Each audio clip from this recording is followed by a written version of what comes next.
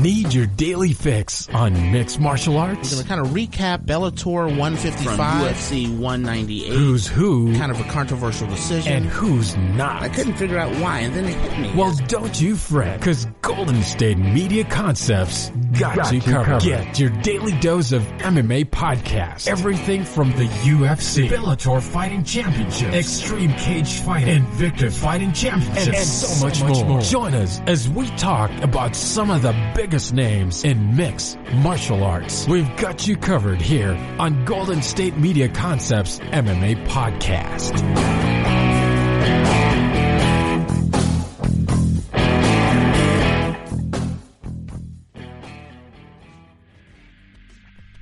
Thank you for tuning into the GSMC MMA podcast, brought to you by the GSMC Podcast Network. I'm your host, Arnel De Leon, and hopefully you are doing well for yourself. You, your friends, your family, whether you live in the States or internationally, I hope you are doing well for yourself. Things are getting a wee bit hectic, but we do know sports is indeed making kind of an official comeback here. Yes, there's boxing, there's mixed martial arts that has been back in the past month, but basketball season will be resuming coming up on July 30th. We also have the NFL training camps coming back. We have baseball coming back. We have a multitude of sports that are making a comeback here, beginning the training camp process, beginning the process of starting their season. So I gotta thank the UFC, being, you know, being the leader of America and of the world, of pushing sports to be making a big comeback here. I'm happy for that. Also, shout out to the WWE. Even though the WWE isn't an official sport, without the WWE being able to push the idea that they can go and pull out events in the Florida area, I wouldn't think the UFC would be able to do so also. The WWE, they're trying to expand. The UFC, they've been trying to expand to the point that they have their own little island in Yas Island where they can go and pull out shows. So right now sports is making a comeback. I am happy for that, and as an avid sports fan, I'm happy.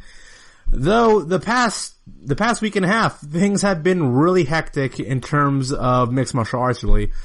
I'll be talking about the third UFC event that just recently happened. For the vacant UFC Flyweight Championship, we got Davison Figueiredo against Joseph Benavidez. This is a tough watch for me. It really was, because I came to the show really wanting Joseph Benavidez to win. The guy is a proper journeyman, and I don't see him. From this fight here, I honestly just don't see Benavidez at this point in his career compete for the title. Or they don't, especially when it was very one-sided. This fight was a very one-sided fight between Davison and Joseph Benavidez. So I'll be talking about the UFC Fight Night event that happened on July 18th. This is the third UFC event to happen at Yas Island.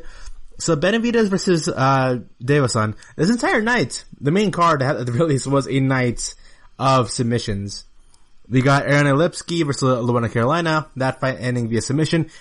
Incredibly impressive performance there by Ariane. I say she wins the performance of the night. She's the best performer of the night. We had Jack Hermansson against Kelvin Gastelum. Really disappointed on Gastelum's performance then, to which Jack Hermansson was able to win the fight through 1 minute and 18 seconds in the first round through submission. Now you got Davison Figueiredo against Joseph Benavidez. It was a tough one. It was a tough one because Benavidez had to go through four instances of Davison going for a rear naked choke. 4. And there were multiple occasions. So in the fourth one, that's when he obviously tapped out. He tapped out after, here's the thing. He lost 4 minutes and 48 seconds into the first round. If he were to survive for just 12 more seconds, he could have made out the first round and could have maybe a comeback or second win coming in the second round. That didn't happen. Instead, Davison Figueiredo, he has 3 knockdowns. Let me check the fight stats. I think he had 2 knockdowns. So here are the fight stats here. Dominating performance there by Davison. He had 2 knockdowns. He had a knockdown immediately, just 30 seconds into the fight. And he got one last knockdown coming in the final 48 seconds, which led to Davison going in for the submission rear naked choke and getting the victory here. So Davison's got 2 knockdowns. Here's his striking proficiency. His total striking accuracy, 89%. He landed 40 out of 45 total strikes. 40 out of 45, 89%. Now, significant strike percentage here. Davison landed 35 out of 40, 87%. He landed 87% of his significant strikes. Here's the interesting part though. No takedowns. He had 4 submission attempts. 4 times he went for the rear naked choke. No takedowns. The only reason as to why he was able to get Benavidez to the ground was either through the knockdowns, through constantly working him from those knockdowns, or Benavidez multiple times in this fight. He kept slipping. Like he would go in for a jab or a hook or for a kick, and he would go slip and fall. It didn't look good for Benavidez. It really didn't though. It was super emotional when Davison was able to go and win the fight. Like he was on his, immediately when the fight was over, Davison went over to just Benavidez. Benavidez, his head is down, and you see just Davison, on his knees. He's in tears. He's crying. All the emotion overwhelmed him to the point that he just couldn't stand up. For the better part of a minute, he couldn't stop crying. And I think to him, it didn't felt real. When Dana White came over with the vacant flyweight belt, gave him the championship, you can see Davison, it looks like his hand. Have you ever been shocked? Okay, so this happened to me also. This happened to me, and this also happened to many people. When you graduate college, me being a person who got kicked out of high school, was a really tough, troublemaking kid.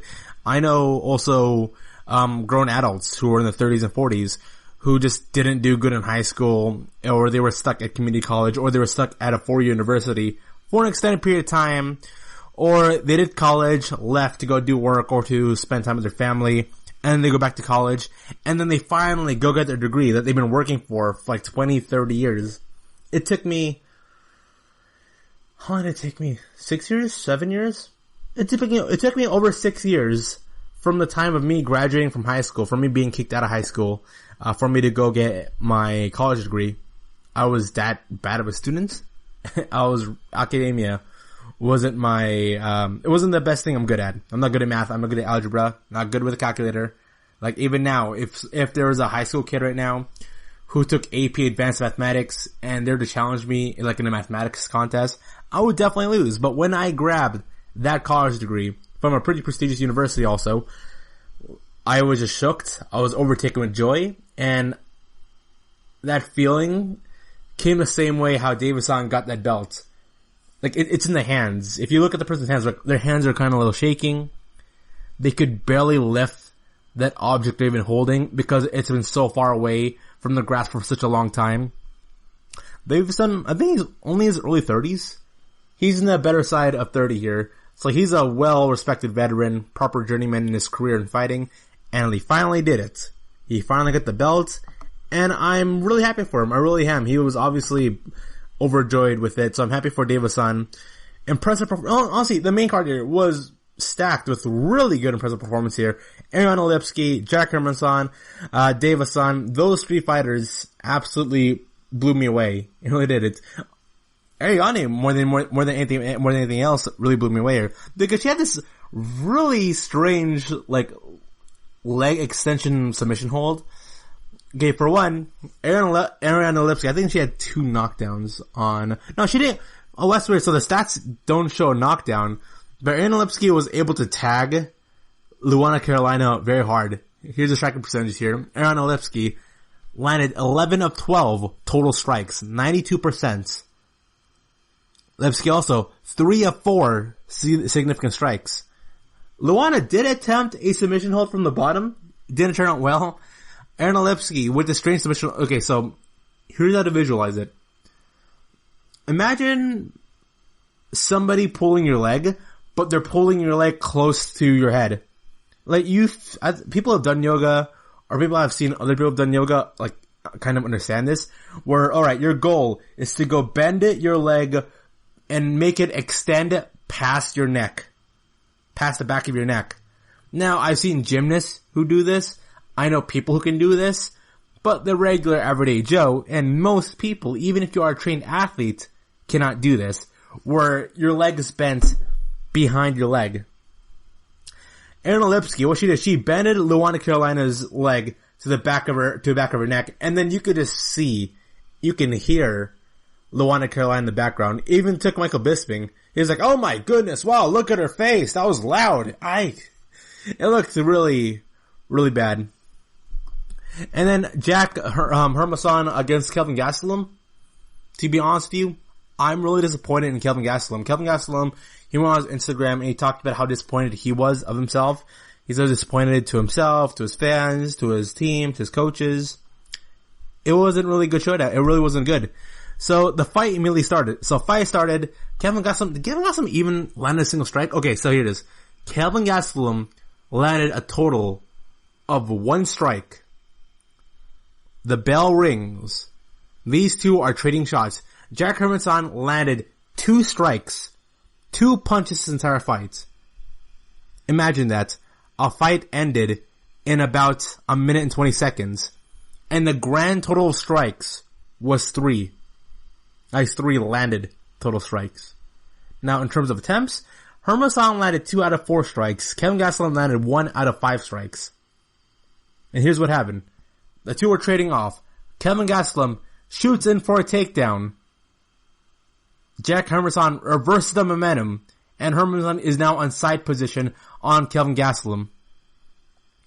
And from then, he works his way into position and taps out Kelvin. Really disappointing showing there by Gastelum. I thought better, but you know what? This was just, I think Kelvin Gastelum, he came to the fight with the wrong strategy, with the wrong positioning. He trained so hard for this fight, and I'm guessing a part of his brain just turned off. Like, he just made this horrible mistake, going for the takedown, not landing the way that he expected himself to land, and this is the end result. So I feel bad for Kevin. I feel good for Jack Hermansson, proper journeyman fighter over here. He's 21-5 now. He's making his way up the middleweight rankings after being stuck pretty much in the latter half of the middleweight rankings for the longest time. So I'm good on him. I'm going to be checking what the rankings are for the 3 respective divisions here. We still have another Fight Island event coming up soon. So the next Fight Island event here will be July 25th, 5 days from now at the time of this recording. And this will be a fun one. Robert Whittaker versus Darren Till. Ooh. This is going to be fun. So look at right now. We have Robert Whittaker versus Darren Till. Mauricio Shogunua versus Antonio Rogero Nogueira. Fabricio Verdum against Alexander Gustafsson, making his heavyweight debut. Carlos Esparza versus Marino Rodriguez. Paul Craig against Atagulov. Peter Zapata versus Alex Oliveira. That's fun. That's gonna be a really fun one. Oh, also if you look at the prelims here, a very underrated fighter, and in my personal opinion here, we've got Francisco Trinaldo versus Jai Herbert. That's gonna be a really fun one. I recommend people go watch the prelim fights. Generally, you should watch all the prelim fights when you can, but look out for the Trinaldo against Jai Herbert. That to me could be a potential show stealer there.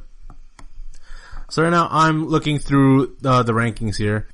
Alright, now that we have an official champion in the flight division, I'm happy about that because there have been rumors going around that the flight division would be disbanded.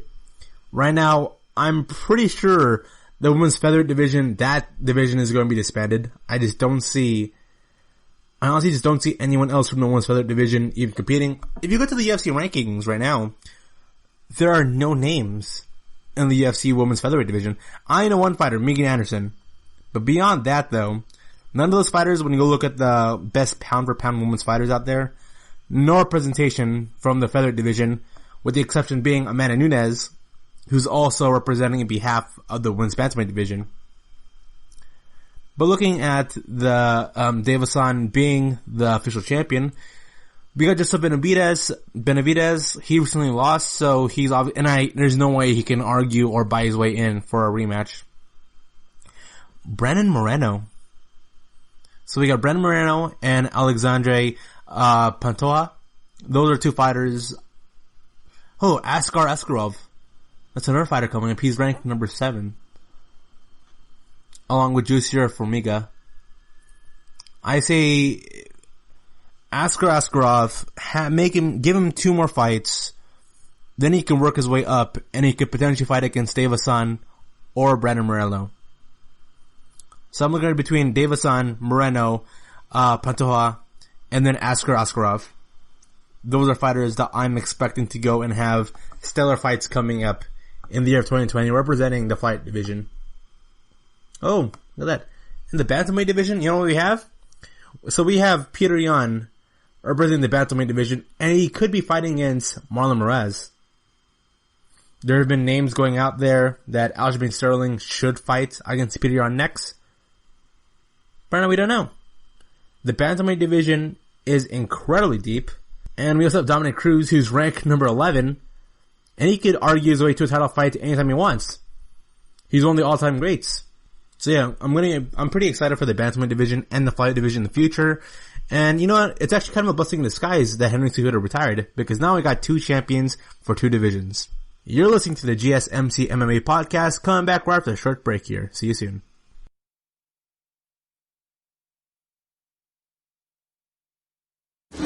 Check out the show built around the women of MMA. From the UFC to the extreme cage fighting, we got the fights covered. Listen. It's the Golden State Media Concepts Women's MMA Podcast. The latest news of upcoming fights, discussions of previous matches. Join us as we talk to and about the biggest names in women's mixed martial arts. Past, present, and future.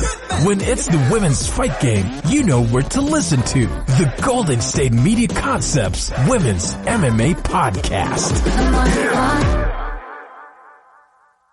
This is your ultimate stop for everything sports. The Golden State Media Concepts Sports Podcast. Should I say more? From the NFL, MLB, the NBA to MMA, it's all in here. The Golden State Media Concepts Sports Podcast. Listen now. And we are back. So we got another UFC Fight Island fight card coming up in just 5 days from now. July 25th, Saturday, 5 p.m. at the Flash Forum, Fight Island building. Once again, I am super disappointed that we're not going to see an octagon on the beach that the fighters are going to compete in. That's something that's really missing out, and I would love to see that. But no. After 3 Fight Island events, a part of me is kind of disappointed. There's a lot of mysticism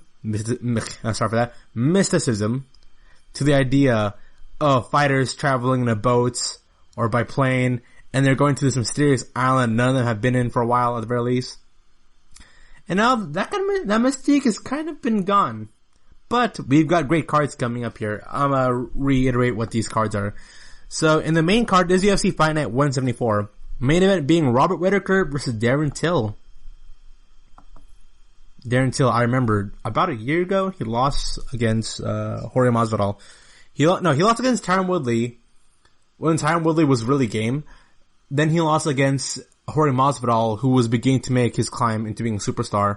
So Darren Till, he had 2 losses in a row. He came into the fight against Tyron Woodley undefeated, then lost twice, and then his confidence was shattered. And if you hear him talk about his experience training for Kelvin Gastelum, completely different person. He went from this cocky kid on top of the world, no one can stop him. People were expecting Darren Till to actually defeat Tyron Woodley. People were expecting Darren Till to go defeat Jorge Masvidal. It didn't turn out. So Darren Till has transitioned from being that young prospect kid who is on his way to being world champion into being that guy who, okay, so maybe, just maybe, he's not ready yet to be the champion. But now, he's right back on the cusp. He's back on the cusp, and it'll be really interesting to see the potential matchup of Darren Till versus Israel Adesanya. That'd be a very unique, interesting matchup. But he's going to be facing against the former middleweight champion in Robert Whittaker. This will be a fun fight. And Darren Till, after his fight against Kelvin Gastelum, where Darren Till talked about extensively, where he says like he was afraid of Kelvin. He was afraid. He was legitimately thinking just a couple days before the fight even started of feigning and faking injury. Now Darren Till ended up winning the fight. Good for him. But Darren Till now, he's getting confidence in himself. He's got the confidence back when he was that young prospect kid. And him against Whittaker, I'm betting money on Robert Whittaker winning this fight. But then again, there's a lot of stuff going on right now with Robert Whittaker's personal life, like including his agency and money and economics going around with like courts and lawsuits. it's hard to be really content believing Robert Whittaker is going to defeat Darren Till. But I always go for the safe. Every time when I say, hey, you gotta bet on this person, or hey, I really believe in this person, I always choose the safe betting pick. The person whose track record is so extensive at the highest level, they'd be like, okay, I can expect something good out of him. Darren Till, he's got up and down. His ups and downs are a lot more major than Robert Whittaker's.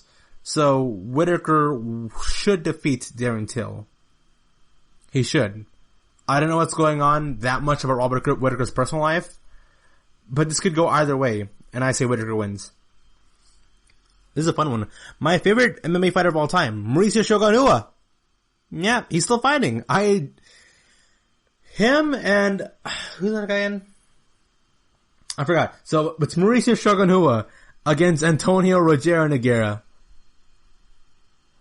Man, these two legends. Yeah, it's insane. In the year of 2020, these two are still competing, and they're competing against each other. Mauricio Shogun Rua against Antonio Rogero Nogueira. Who's gonna win this fight? I honestly do not know. I know who I want to win. I want Shogun to win because Shogun was the fighter that got me into being a fan of mixed martial arts. Here's the thing.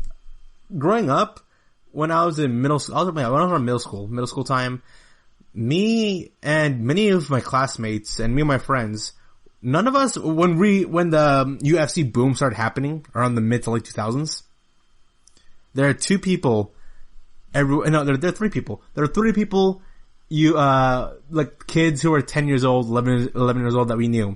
We know Chuck Liddell, we know Rampage Jackson, and we know Shogun Rua. Those are the three fighters that kids who are in middle school or my age, that's who we cared about the most in MMA, and those were the three fighters that got us into mixed martial arts. Not GSP, not Anderson Silva, but Shogun, Rampage, and Chuck Liddell. So I want to see Shogun win this fight, because it matters that much to me. I was like, oh man, one of my favorite fighters of all time, But then that fight can end, anyway. It can end, anyway, really. I don't want to place any bet there. I know who I want to cheer for, but there's the idea. At heavyweights, wow. Fabricio Verdum versus Alexander Gustafsson. Gustafsson making his heavyweight debut. Didn't Gustafsson retired like months ago? I don't see Gustafsson making his way at the top of the light heavyweight division.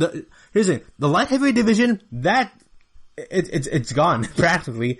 The light heavyweight division is pretty much dead in the water, and there are only two fighters that stand out right now in the light heavyweight division. And those are Dominic Reyes and John Jones.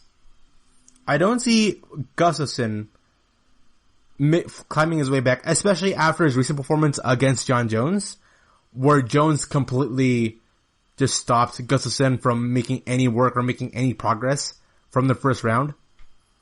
I don't see Gustafsson going back to the light heavyweight division. Now, I've been following Gustafsson's training and his pictures and his Instagram posts, and man, the guy is huge. Alexander's a big, big boy. And I'm excited for Gustafsson. He says, like on interviews and on his posts, where he feels like rejuvenated, revitalized. It feels like we're gonna go and get a second win in Gustafsson's career. And I can expect that. He's been training incredibly hard, for this fight, and he feels very comfortable in the transition. At least that's what Alexander says.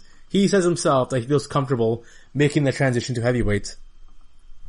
But now he's fighting against one of the all-time greats in Fabricio Verdum. And I'm gonna be perfectly honest right now. This isn't me being like a bully or being really mean. Fabricio Verdum, right now, at least to me, is washed up. That man is washed up. His fight against Aleksei Oleinik had to be one of the most saddest performances I've ever seen from a fighter. Here's the thing. I put Verdum's sad performance the same boat as Chuck Liddell's performance against Tito Ortiz. It was really sad. Look at Verdum before he was suspended, And look at his performance against Oleinik. And you hear the commentary team all the time. The commentary team are always saying, Verdum, one of the all-time greats, a living legend. Remember that great moment where Verdum threw in a random dropkick seconds into his fight against Travis Brown? Wow, amazing, ain't it? Ain't Verdum great? And then you saw him fight against Oleinik. He looked huge, and when I say huge, not in the positive way, I mean he looked huge as in he had a lot of food on the buffet table right before he got to the octagon. Huge. He looked like he was stuck in the couch, like scrolling with his little remote and scrolling through stuff, eating a sandwich, eating a whole bunch of carbs, not going on the treadmill, not doing any cardio. Verdum looked gassed immediately, just mere minutes since his fight against Oleinik. So yeah, it was not a good showing there. So I'm betting my money right now on Gustafsson. Just because if I were to get the Fabricio Verdum, who fought against Aleksei Oleinik, I don't want to see that. I really don't. I'm watching for the revitalization of Alexander. Could we see the revitalization of Verdum's career? Possibly. But I just don't see it happening. I usually don't. Carlos Esparza against Marino Rodriguez. This is very interesting. Because I thought it was going to be Carlos Esparza against Claudio Cadella. Because both of them were just throwing out jabs, throwing out promos on each other after their respective fights. Esparza defeated Michelle Watterson, while Claudio Cadella defeated Angela Hill. Both of them didn't have the best performances, honestly, in their victories. And so it logically made sense for Esparza and Claudio Cadella to be matched up, considering that both of them had like equally disappointing performances against Michelle Watterson and Angela Hill, and then you could have argued that neither of them should have won their fights. And so I think they're both like 7th, 8th rank. So Esparza and Claudio Cadella, they're stuck 6th or 8th. They're right next to each other, and there's no way.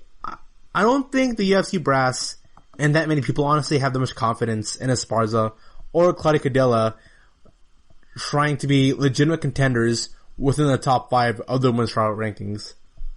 I just don't see it. But right now we have Marino Rodriguez, who is a prospect that I think the UFC strawweight division is really. It's really a good thing. It's a good thing seeing new faces and new prospects. Yan Chunyan, she's a fighter I'm looking out for. Amanda Ribas, Alexa Grasso, Angela Hill, Felice Herrick. There are a lot of fighters out there who can make their way up in the strawweight division. In the flyweight division, a whole lot of prospects, a whole lot of exciting prospects that I myself can't wait to see. So she'll be fighting against Carlos Esparza here. It's hard for me to cheer for Carlos Esparza, knowing that Esparza's striking game just hasn't improved over the years. It just hasn't. She fights way too passive and way too safe. Now, her wrestling's good. Don't get me wrong there. But Marina Rodriguez, she has too much of a length and size advantage, too much of reach and height advantage over Carlos Esparza. And considering that Carlos Esparza was already struggling with the length and the reach advantage that Michelle Watterson had, and Michelle Watterson being a former atomweight champion, I just don't see it. I don't see Esparza winning her matchup against Marina Rodriguez. So I choose Marina is going to go win that fight. And then Carlos Esparza, she'll be stuck outside the top 5 of the rankings. Kind of playing as a journeyman. I would have loved to see Carlos Esparza get out of that journeyman role, that journeyman position that she's been stuck in for a while.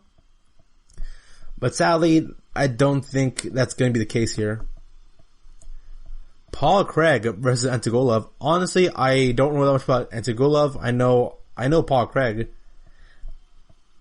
Dang, I'm looking at the size here. So, Antigolov, he is 5'9". He's a 5'9" guy competing in the light heavyweight division. 5'9" light heavyweight. Paul Craig, 6'2", with a 5.5 inch reach advantage. Dang. For all I know, Antigolov can just knock out Paul Craig. But if I just go by the pure physicals here, I say Paul Craig is going to win this. Alex Oliveira versus Peter Sabata. Okay, this fight here. This could be a really fun one. This could be a show stealer. Alex Oliveira versus Peter Sabata. That's a possible show stealer there. I'm excited for that. And the prelim main event is something you should be excited for.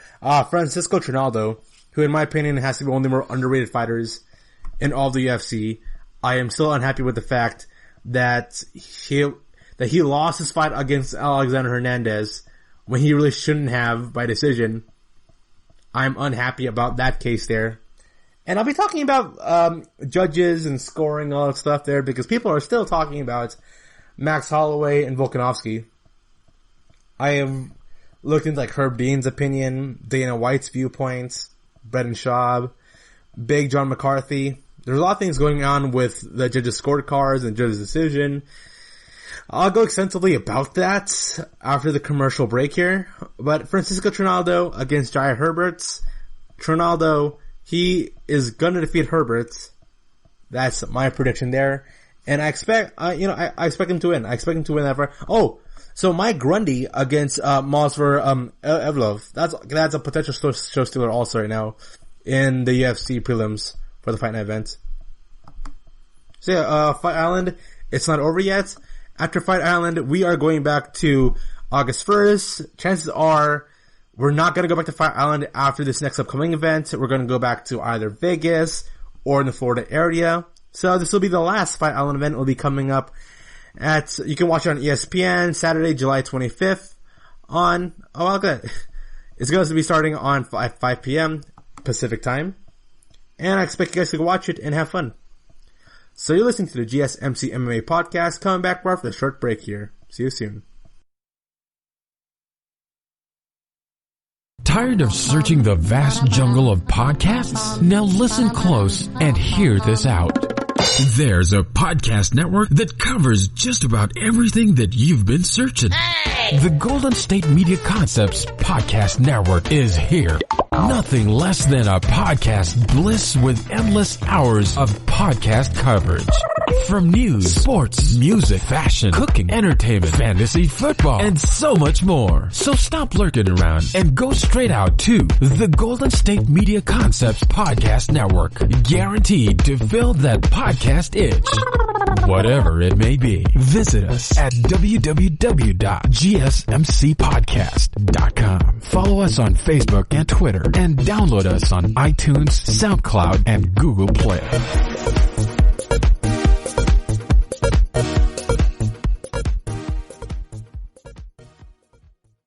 This is your ultimate stop for everything sports. The Golden State Media Concepts Sports Podcast. Should I say more? From the NFL, MLB, the NBA to MMA, it's all in here. The Golden State Media Concepts Sports Podcast. Listen now. And we are back. Welcome back. You're listening to the GSMC MMA podcast. I'm your host, Arnel De Leon, hoping that you are doing well for yourself in this fine day. I'm happy that the flyweight division and the bantamweight division, they are healthy. I've talked about it before where I honestly don't, I get it. Why fighters are trying to go for 2 belts, trying to aim for 3 belts, or trying to do other things beyond their division, fighting outside their division. I get it. I understand why. But it's not healthy. It's not healthy for the division that they're representing. So I'm happy that Davison and Peter Yan are representing their divisions. And if you look at the fight rankings and the bantamweight rankings, they're pretty deep. There are a lot of potential matchups for Henry Cejudo if he didn't retire. Henry Cejudo's name is constantly being thrown out there. I can't go a single day without Henry Cejudo's, could he make a return? Because Henry Cejudo, even when you watch these UFC shows, his name still pops up in the bottom left-hand screen through his Twitter accounts. And he's saying something like really weird. He's always has like 3-5 emojis popping up for him. It's like, yeah, Davison versus Benavidez, I'm excited for this. And it shows like money emojis. It's really bizarre and weird. But the bantamweight and fight division, they're healthy. I don't know what the status is for the women's featherweight division. The UFC rankings website still hasn't updated it. So I'm not sure right now, but that division, definitely not healthy. So let me talk about Volkanovski, Holloway yet again. Let me talk about the judges. And I agree with John McCarthy here. I don't agree with John McCarthy when he said that Max Holloway got job/robbed in his outing against Volkanovski. I don't agree with that. I think Volkanovski won the fight. I agree with John McCarthy, though, that the UFC should do something about bad judges. Because at this point now, Dana White's like, yeah, we got bad judges. If you want to avoid bad judging, make sure that the judge doesn't score the fight. And I'm thinking about that now. I'm thinking, did Dana White just pretty much blame, for years he's done this, but he's pretty much accepted the fact that the judges are incompetent, that the judges don't know what to look out for the fight, and if the judges were to score the fight wrong, the fighter who was supposed to win should be blamed. Because Dana White always says, you know what? You could have won the fight if you knocked him out or submitted him. Don't let the judges score the fights. And John McCarthy argued, well, why don't you just do better and have better judges so the fights can be consistent? Because not every fight is going to end through a knockout or through a submission, alright? These judges need to do better. They do, or they have to be consistent, or what I would personally I would like to see each judge personally give their take and make their own arguments as to why they judge a fight a certain way if it's controversial. Instead, we're seeing the judges' scorecards and we're just taking whatever whoever reads the scorecards, like when it's posted up on like social media or out there on some news outlets, it's always the fan or another fighter or an analyst or Dana White where we have to make our own assumptions as to why the judges score. Like, we have to think and we gotta interpret what the scorecards mean. We have to make an educated guess as to how Judge 1, how Judge 2, how Judge 3, how they looked at the fight. We just have to take a guess. And I'm sick and tired of it, and it's absolutely ridiculous. Now, do I believe Volkanovski won the fight? Yes. I believe Volkanovski defeated Max Holloway definitively. People are going to say, oh, okay, well, Holloway, he got the knockdowns. So, even let's say Volkanovski lost the first and second round. I chose him winning third, fourth, and fifth round. And I'd argue that Volkanovski won the first round. Yep, I'm that much side. And the stats show it. The stats show it, and the eye test show it. I rewatched Volkanovski vs. Holloway more than twice.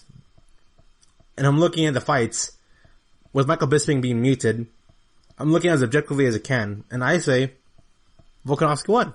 He didn't get robbed, and he didn't get jobbed.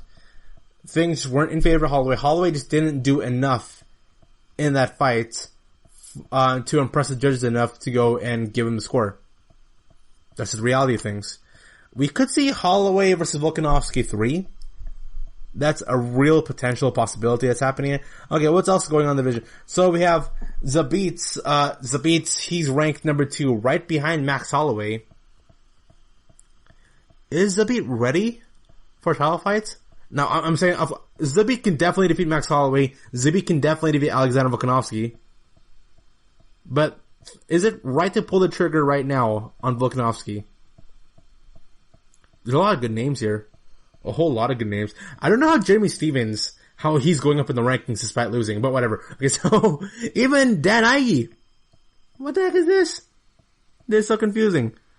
I'm looking at the featherweight rankings right now on the main UFC website. Somehow, you got fighters who've lost that are going up in the rankings. I don't get it. Okay, so we got Volkanovski, Holloway. Let's say right now, Dana White is pushing the idea, alright, so Volkanovski, Holloway, they should fight for the third time. Whatever. From then on, we got Zabit. We got Brian Ortega. We got Chang Sung Jung. Yair Rodriguez. Calvin Kattar. Frankie Edgar, being the legend that he is, can always throw his name in there. He's like Dominic Cruz, he's like Dominic Cruz in the sense that even though neither of them are ranked in the top 6 of the respective division, because they're both legends of the sports, they can be like, well, I'm a big name in the sports, so I can go fight for the championship belts. You know, former champion. But featherweight division, that division is really stacked right now. I don't think Zabit's next. I just think it's way too soon for Zabit, especially after his last showing against Calvin Kattar. There are rumors being thrown out there that we could see Chang Sung Jung against Brian Ortega. There are also rumors out there that Calvin Kattar could potentially fight Zabit, or Yair Rodriguez fighting Zabit. There are two narratives there that are very interesting. Yair versus Zabit, that could be a straight up kung fu fight. That'll be like Israel Adesanya versus Anderson Silva, where we have like these like two kung fu guys with the coolest movesets fighting each other. And we have Calvin Kattar's redemption story of trying to fight Zabit after Zabit defeated him, but Calvin Kattar was winning in the third round of that fight. Calvin Kattar is the closest person to go and potentially defeat Zabit. So there's some fun matchups here, and I'm excited. There are multiple matchups. We got Volkanovski versus Holloway 3. That could be potentially happening. We could see Zabit versus either Yair Rodriguez or Calvin Kattar. And then Brian Ortega versus Chang Sung Jung. That fight has been rumored out there as potentially happening. Those are all fun fights, and I can't wait to see what fight's going to be happening. Honestly, you could make mixed matches of a lot of fighters in the top 7 of the feather division, and I'll definitely watch it. They're all big fights, at the very least in my personal opinion, or how I view it. They're all going to be major big fights. So this is coming in from BloodyElbow.com. Dan Hardy, I'm guessing. Dan Hardy says, martial artists Whitaker, Till, and Adesanya could make powerlifter Costa look quite silly. UFC commentator Dan Hardy doesn't give much credit to the technical skill of middleweight title challenger Paulo Costa. With his regular output of podcasts looking at upcoming bouts and his role as a UFC color commentator, Dan Hardy has positioned himself as one of the most notable analysts in MMA. The Outlaw had a 10-fight career against Octagon, fought against GSP. Alright then. The years have carved him out. He's now working cage side for the UFC.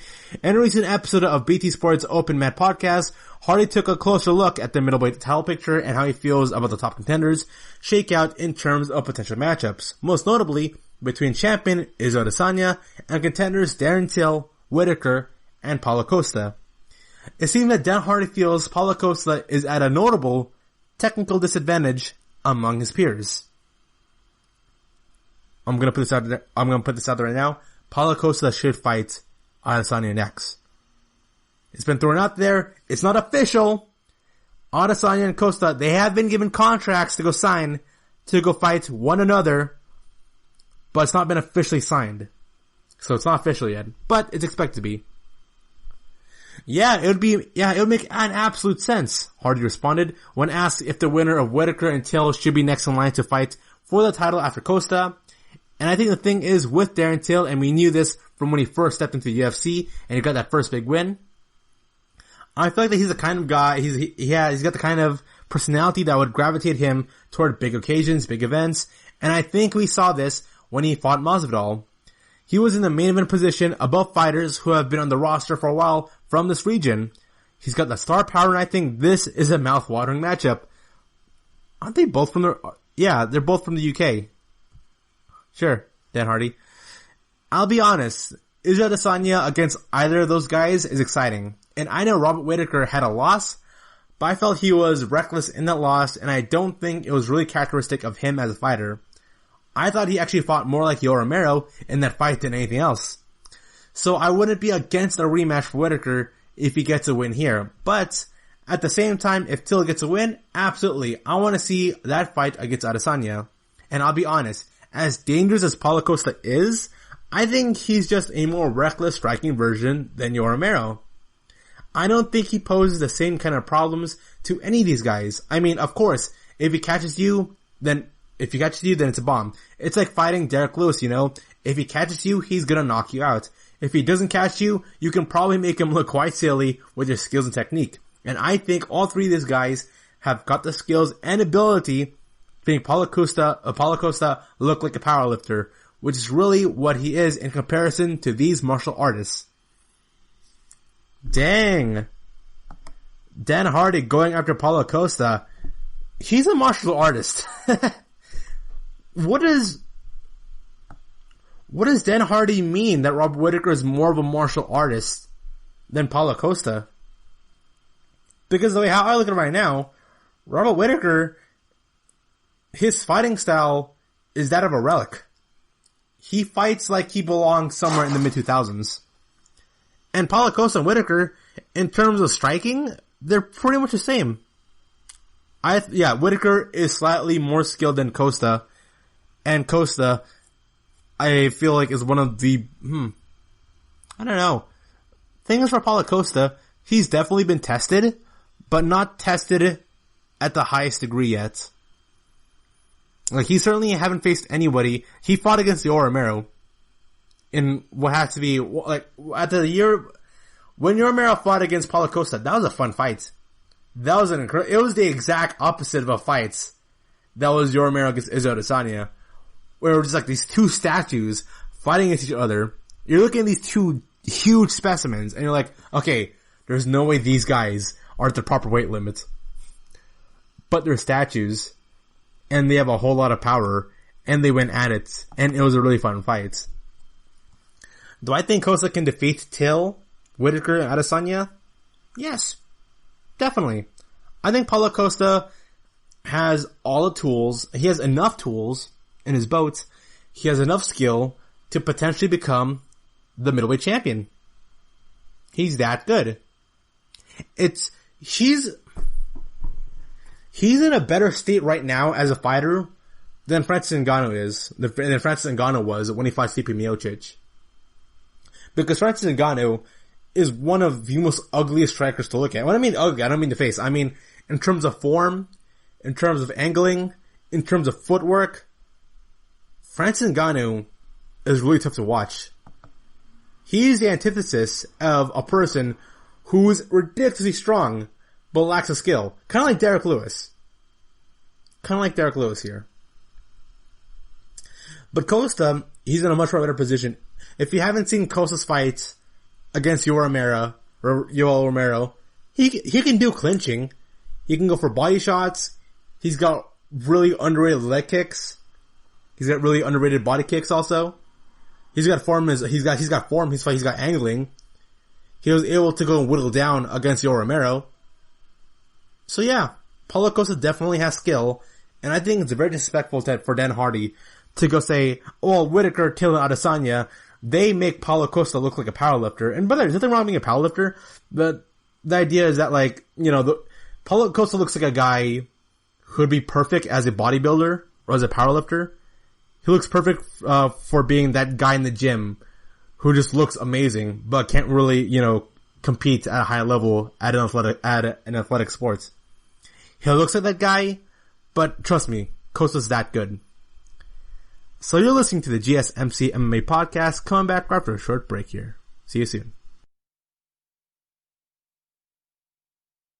Want to know the latest in soccer? Then listen to the Golden State Media Concepts Soccer Podcast. From MLS, the World Cup, and the Premier League, we've got you covered. The latest updates, the hottest matches, and news on the league's top players. It's the Golden State Media Concepts Soccer Podcast. David Beckham scores the goal to take England all the way to the World Cup finals. Listen now. And we are back. So I talked about the UFC Fight Island shows. We have one last UFC Fight Island event coming up in just 5 days from now, this upcoming Saturday, with the main event being Robert Whittaker versus Darren Till. That's going to be a real fun one. Then after that, we have a UFC Fight Night event for August 1st. Here's the strange part. I'm looking up the August 1st card right now. There are only 2 fights. There's Holly Holm versus Irene Aldana, and Derek Brunson versus Edmund Shabazian. Those are the only 2 fights in that entire card. That's so strange. So on the August 1st card, there are 2 fights. That's it. And it's coming up next Saturday, August 1st. I mean, I don't know how UFC is going to do that. I really don't get how are fighters able to properly train and make weights considering the circumstances that they are in right now. considering that cutting weight is incredibly difficult right now. Training is really difficult right now because you don't have the access to, to the gyms, to your fight coaches because of social distancing.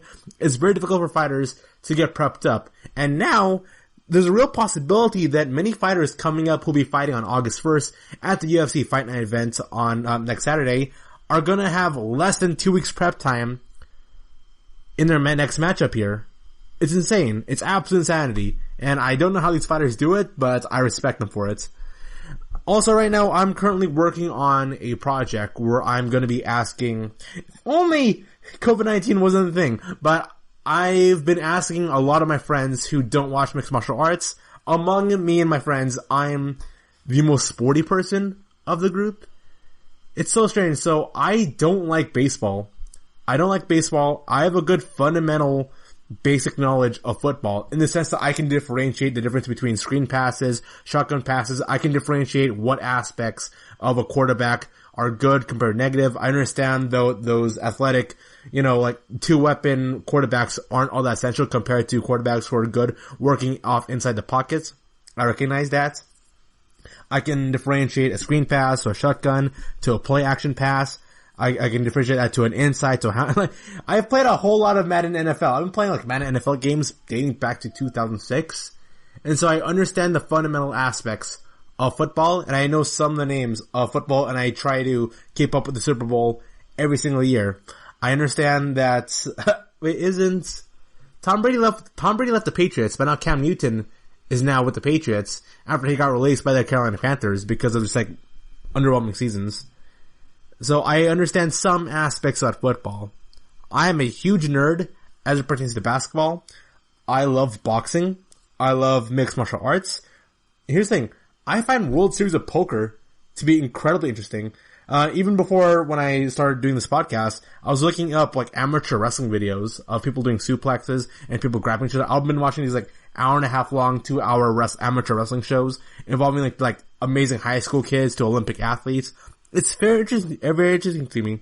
And I try to ask my friends, specifically my female friends, as to why they don't watch mixed martial arts. I'm working on this project where I try to ask them, hey, why do you not like mixed martial arts? Or why do you not like MMA? And it often, here's the thing. So my female friends, they also don't like sports in general, but they specifically really avoid, because the reason why they don't like basketball, football, baseball is because there's a lot of rules and I don't want to go learn it. For mixed martial arts, they just boil it down to, you know what? It's unethical. That's not me. I'm Mormon. So I spend my time a lot with other religious people. Most of my friends are agnostic, but those who are Christian, religious, Catholic, they happen to be female in my personal friend group. And so I asked them, why don't you do MMA? They say it's unethical. I'm working on a project right now where I can go and, do interviews with them. I'll be doing interviews with them later this week. It's not going to be on the podcast, but it's a personal video project I'm working on. And it would have been a lot more easier because I live right next to the University of Irvine, which is mostly this agnostic college that's very focused on towards the sciences. The UCI has a really good basketball program, but nobody pays attention to the basketball program. They really don't. In that school campus is mostly comprised of, I participate in events and clubs and activities. I have friends who attend UCI, and a lot of them is way more focused on trying to make sure they get the education to increase their bank account number, as opposed to, going to a sports event. Here's the thing. The people I know at UCI, one of them actually just recently graduated. I got a friend who recently graduated. He's only 20, he's either in his late 20s or early, or he's, about to say 23. Say he's 23, 24 years old. He just recently got a job working as an engineer, and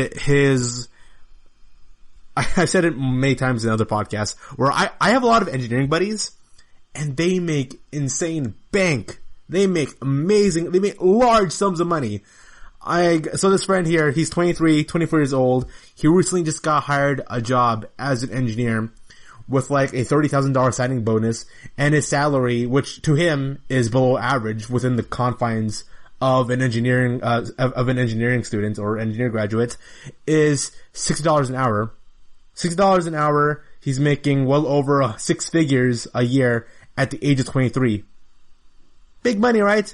Very big money. And when I asked him if he's into sports, he says, well, how much money do these athletes really make? Like, he didn't care about, the quality of athletic competition. He doesn't care about, wow, look at these two athletes over here. They're gonna have like a mental game and a physical game, and they're gonna see who can knock each other out. No, he doesn't care about that. He doesn't care about how good basketball players are. He doesn't care about how good football players are. He doesn't care about how baseball players are. He just cares about, well, in their career, how much money are they making? Because at UCI, and considering my educational background, I surround myself with a lot of people who focus so much as it pertains to the money over the actual career. So this leads me to a topic. I found a Reddit post here by Sam Harris, and this post here says, I don't see how boxing or MMA is an ethical enterprise. This isn't by Sam Harris, this is within the discussion of Sam Harris. We're going to say, I'm sure I'll get a lot of opposition to this opinion. Sam Harris has talked about a lot about combat sports and how he believes people should be allowed to do what they want as long as they're informed of the risks. I agree. However, I am concerned with whether it is really ethical to build an enterprise around an activity in which progress is synonymous with damage to your opponents. In the moment preceding a KO, when a strike cracks an opponent's jaw, loosens his teeth, squishes his cortex, and twists the brainstem, I don't see how it is appropriate to feel any reaction other than sheer horror. I can relate to that. I know people, me being a pro wrestling fan, I know a lot of people adamantly do not want to watch mixed martial arts because it's horrible to see, oh no, this person, he's got concussion now, oh no, it's terrible. I have heard Sam Harris and Joe Rogan essentially praise the fact that hand-to-hand combat can humble you and make you aware of your vulnerability, but I like to see more withholding of judgment on whether it really is a net positive for people to practice combat sports, and more so for a public to participate in a spectator culture. Is the entire enterprise compatible with utmost respect for the human body and mind? I have no doubt that the dynamics of fights are extremely interesting and complex, and that when someone is knocked out fairly in a game of internally consistent rules, it is not the same sort of violence as being knocked out of like in a street fight or by some random thug. But I question the ethics of creating, propagating, and promoting these rules in the form of so many martial arts. And somebody put down here, I like watching boxer and to a lesser extent MMA, but I think I agree somewhat. To me, it's a line drawing problem. Obviously, you have to allow some violent professions to exist. For examples, miners, oil rig workers are paid for the danger that we need someone to mine ore and drill for oil. Even though those may be dangerous jobs, we need to allow them while we regulate them heavily. Sports are a different case in that we don't need to play specific sports or create profitable businesses that rely on them. If people didn't watch boxing, they would just watch another sport. Certainly, if we had a sport that was boxing, both knives, that would be totally unethical to create a sport out of. Even if someone was willing to accept the risk of knife fighting, we shouldn't let them. Alright then, so here's a misconception that a lot of people have with mixed martial arts, me being a huge fan of it for well over a decade, in that the goal isn't to kill someone. The goal isn't to kill someone. These aren't bloodthirsty killers. The goal is to incapacitate them to the point that they are unable to go fight. We have referees, even though people distaste referee stoppages, we got referees doing their job, making sure that these fighters can go on and be protected. And here's something that people have to recognize with mixed martial arts, in that just like regular sports, like basketball, baseball, football, there are risks to it, but these risks only pertain to X amount of years. I think the average age for a football player is like 23 years old only, until you retire, because there's always injuries. Injuries is a normal thing that happens in the world of sports, and I do kind of agree that it's ethical in the sense that we have fighters competing against each other, and they're not going after killing each other. They're not going after killing each other, and there's a regulated body watching over, making sure nothing goes out of hand. And yes, we've seen scenarios where, especially back in like the early 2000s, late 90s, that these fights truly were like unethical. You could talk about it, in that the rules were bad, they didn't make all that much sense. We had weight divisions that we had unregulated weight divisions where a heavyweight can go fight a lightweight. It made no sense. Now since everything's all streamlined, and most of these fights are based around, skill and technicality right now, there's a reason why wrestlers always defeat strikers. It's because the champions, if you look at all the champions in all the UFC, They're not brain dead, big meatheady, I'm gonna hit hard people. If I were to show my friends Francis Ngannou, they would think to themselves that everybody is like Francis Ngannou. This gigantic, scary, I'm gonna go in and knock you out. Alright then? No, that's not it. There's some wrestling, there's some grappling, and the fine line as to how someone enjoys mixed martial arts depends on how they view the sport. Whenever I talk to my friends about it, here's the thing, I do have some friends who watch mixed martial arts, and when someone asks them, hey, why do you like mixed martial arts? They're just gonna say, well, I like seeing people beat each other up, and it's fun. That's their response. My response as to why I like mixed martial arts is because I compared to chess. I love chess. I was part of the chess team, dating back to like elementary school, all the way up to high school. I did several years of chess. I'm not all that good in chess, but I compare all sports, mixed martial arts, basketball, baseball, football, a World Series of Poker, to pretty much chess, and even like esports. I compare it to esports. And that it's a game of problem solving with high stakes. In World Series of Poker, the stakes is the money. In esports, especially if you're doing like a full-time esports player, what you're putting up is your time. For football, basketball, baseball, mixed martial arts, especially MMA, the risk is is essentially like long-term damages to your body, which is really, really bad. It's really bad, but it's not as awful or as bad as people make it out to be. If it makes all that much sense. Yes, there are like some people who are like, you know what, I will never watch mixed martial arts because I just don't want to enjoy sports where the goal is to go hurt the other person. I understand that, I get it, but from my end and from a lot of MMA fans' end, we're not watching this being like, yeah, I love MMA because I like seeing one guy just destroy the other dude. No, that's not really it. We like it for the skill. We like it for the technical boxing. We like it for the Muay Thai. We like it. It's a mastery of a martial arts. We're seeing two people who've mastered like a handful of martial arts, boxing, kickboxing, Muay Thai, Jiu-Jitsu, wrestling, and we're seeing how they're problem solving against each other and how they're going to reach from point A to point B with a series of skills that they have. That's how I perceive mixed martial arts. That's why whenever somebody tells me, hey, how can I like mixed martial arts? They're just beating each other up. I say, no, they're not just beating each other up. We're seeing a mental chess match here with high stakes involving two highly skilled fighters. That's how I perceive mixed martial arts. Now, you don't have to watch it. You really don't. If you don't need to like mixed martial arts, but I think you have to respect mixed martial arts and the commitments and the level of skill that these fighters bring to the octagon or bring to a boxing ring. It's also like, I respect the heck out of basketball players because I did basketball at a young age. It's incredibly difficult to do. It's a lot more easier for me to practice boxing than it is to be a good ball handler in basketball because the level of skill is so high for being able to be a great ball handler like a Kyrie Irving or a Stephen Curry that when I see these athletes be able to do that, I'm like, wow, that's amazing. I'm not saying, wow, that's amazing the ball went through the hoop. I'm saying, wow, that's amazing that person was able to do the right dribble moves in order to increase their probabilities of getting the ball to the hoop. That's me. And when someone is able to do a high kick knockout, I'm not like, yeah, high kick knockout, yeah, destroy him. I'm thinking to myself, wow, what a great form that high kick, what great timing, what great angling of your leg. Wow, that's amazing. So that's one reason why I like MMA. And later this week, I'll be working on that project of trying to get towards the understanding why other people can't enjoy MMA. And that brings us to a close for today's podcast. You have been a great audience. Thank you for listening. Thank you for listening to the GSMC MMA podcast, brought to you by the GSMC Podcast Network. I'd like to ask you, please remember to subscribe to the show and write a nice review. That really helps us. Also, you can please follow us on Facebook, Twitter, and Instagram. Thank you, and have a good night. You've been listening to the Golden State Media Concepts MMA podcast, part of the Golden State Media Concepts podcast network.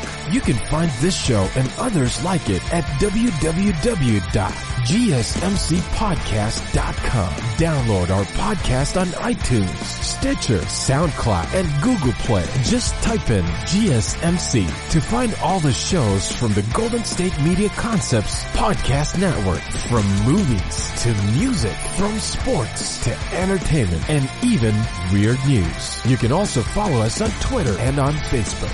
Thank you, and we hope you have enjoyed today's program.